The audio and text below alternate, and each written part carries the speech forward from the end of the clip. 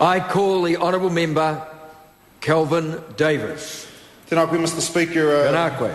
This bill went through the Local Government and Environment Select Committee, of which I'm not a member, but I am Labour's spokesperson for tourism, and I first of all just want to give a plug for tourism, because that's basically what this bill is about, or those are the people who this bill affects, because tourism is our biggest export earner. It is responsible for a huge slice of our GDP.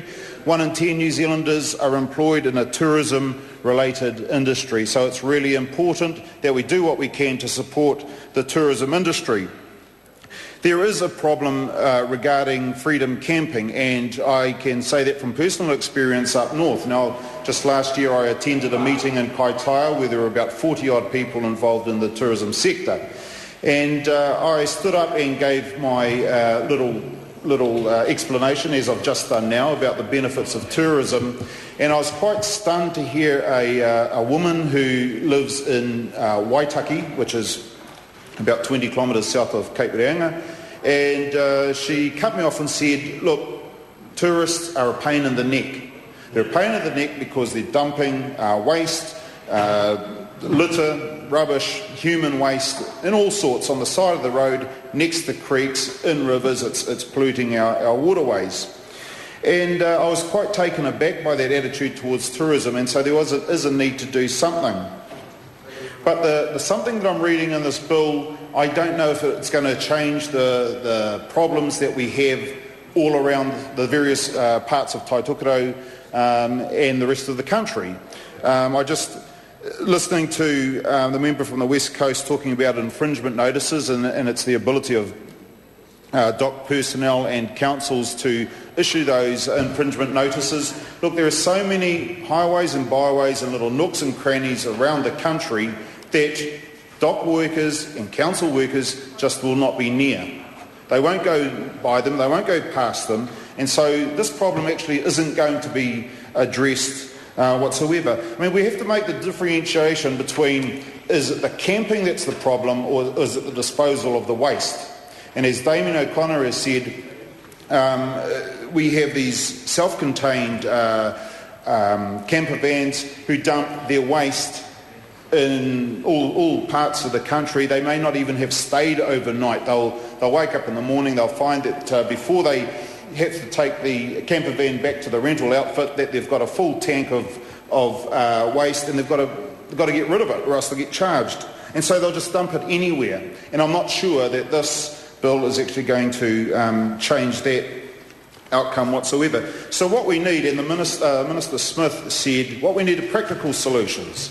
And I wonder if these practical solutions had been considered at all, because one of the problems is the lack of camping grounds, and so someone turns up in either a self-contained or even a non-self-contained camper vehicle, and they go into the camping ground, but there's no space for them, so they have to go somewhere else. In Nelson, for example, I visited there one night, and went to a car park where by about 6 in the evening, there were about 26 vehicles parked up there. The council had propped up a couple of portaloos and a couple of rubbish bins for the waste. So there's a problem, and why should the residents of those of Nelson have to put up with those camper vans and the people who, if the portaloos are full, they go and jump in the bushes and do their business. But there are other options. And I wonder if these practical solutions had been thought through. There may not be camping grounds everywhere, there may not be waste disposal facilities everywhere, but in most communities there are rugby clubs, sports clubs, there are schools, there are marae. They have car parks and flat ground. Now, with a bit of thought and a bit of ingenuity, such as local governments working together with the tourism industry and the schools and the sports clubs and the maraes, there could be the potential to improve the facilities at those organisations, and actually improve the septic tanks, or improve the ablution blocks and showers. I mean, I would say that a number of marae may quite possibly welcome the idea of getting funding from their local authority to improve their ablution blocks, so that they can actually improve them for the people of the marae, but also improve them for the tourism industry, and quite possibly make a buck from it as well. So if we're talking practical solutions, I wonder if everything has been explored, and I'm not sure it has. There's also the option of the possibility that these people driving around in their camper vans don't actually know where the next set of public facilities are. And I wonder again if there's enough information for tourists when they go and book or hire their vehicles, they have enough information to know that if they're in a particular place in the country, that it's 15 k's to the next public facility where they can dispose of their waste or go to the toilet. I think there are a number of things that just really haven't been totally thought through, and that just the $200 fine or the infringement has been the solution for something that I think is a bit broader than just pinging people who happen to park their camper vans in the main street of a town when they shouldn't. There's also the idea that in our minority report, the Labour Party said we could phase out non-self-contained rental vehicles over a period of time. We weren't saying like in the next five minutes or even 5 years phase them out, but as the vehicles come to the end of their lifespan, they're replaced, and they have to be replaced by something that is self-contained. And I thought that was a sensible idea that should have been looked at as well. Now, talking to people in the tourism industry, they say that that the infrastructure in New Zealand is lacking to support tourism. And it goes back to what I've said about local authorities buying in that tourism is so important to their local economies, and that the tourism industry and local authorities should be working together to create the facilities. As you drive north, I swear there is not a toilet from north of Whangarei that I'd really want to stop at myself. And so from Whangarei up to Cape Reinga is close to a 5-hour drive, and yet there's nothing really there in between that there would be in the odd place. Sorry, Kawakawa. Oh, gee, sorry, I forgot my own hometown with the Honda-Vasa toilets. Oh, gee.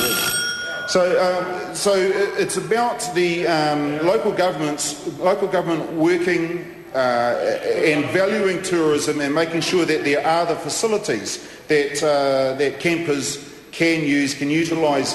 It's unclear where the next service station is that has the disposal facilities for the self-contained tanks of the camping vehicles, and I think that needs to be also highlighted as well in tourist information, so that they don't have to, I don't know, drive 30 kilometres to dispose of the waste when there could be something a heck of a lot closer. But this government did cut the sanitary work subsidy scheme, Mr. Speaker, and that's a shame. And there was a subsidy for small communities to put in place toilet facilities and dump stations, but that's gone, and there's no assistance at all. And that's a shame, because that is something that could have gone to mitigate this whole problem of the waste that is disposed by the people freedom camping. I don't think it's the camping itself that's the problem. I personally believe that it is it's the disposal of the waste. Kia ora.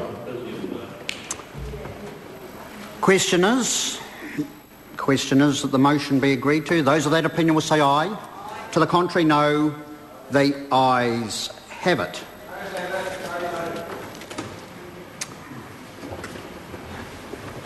Now, I've made it very clear that when a vote is given, asked for a vote, that the vote must be given at the time. And if the member wants to cast a party vote, they must do so before I've declared the result.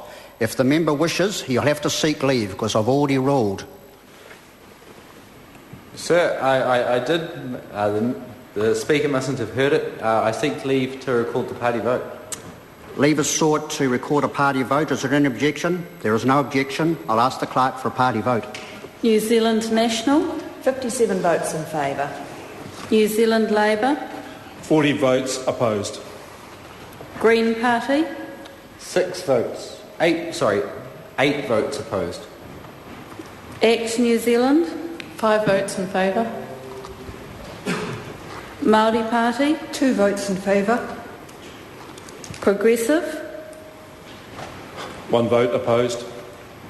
United Future. 1 vote in favour. Mana. Honourable Chris Carter. 1 vote opposed. Any other votes?